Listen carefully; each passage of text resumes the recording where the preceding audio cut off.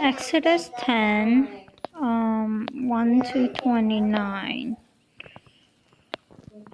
So these are pretty hard passages. It seems like before Exodus chapter 10, then Pharaoh hardened his heart. But now, starting in 10, I'm seeing a lot of God saying that he has hardened the heart of Pharaoh and his officials. But we also see that his official is actually telling him, like, let the people go so that they may worship, like, that it's Egypt is in ruin. So the official, like, even though God said that he hardened their heart, it seemed like they are giving good counsel to the Pharaoh, and that they know that it's not good to continue on this route.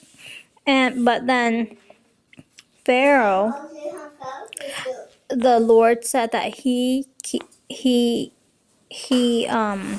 hardened, but the Lord hardened Pharaoh's heart like multiple times. And the reason for that is that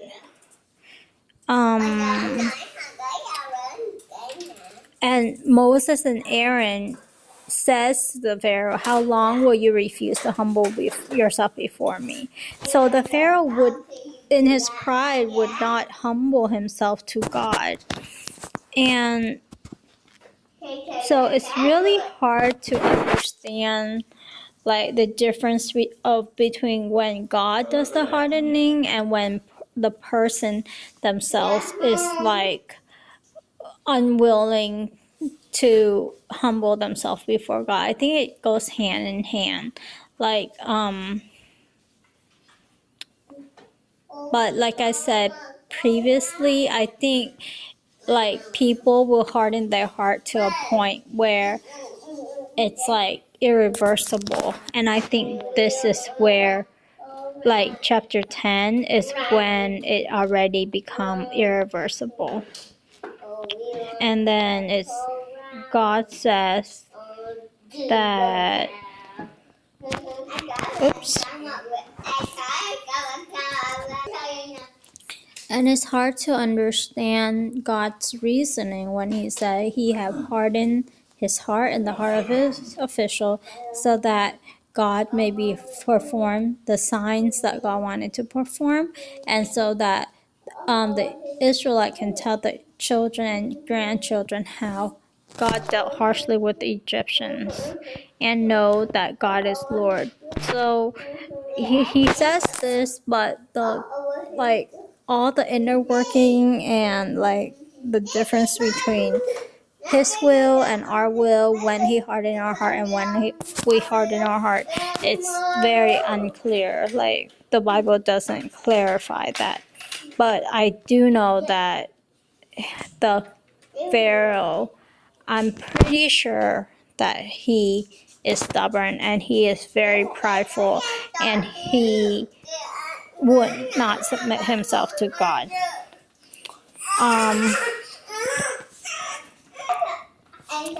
And so, yeah, Pharaoh, like, would let, like, he just keep on trying to hold on to the Israelites. Like, he doesn't want to let all the people go. He only wanted to let the male go.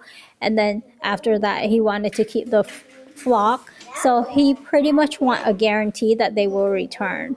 And I think he knows that they weren't going to return.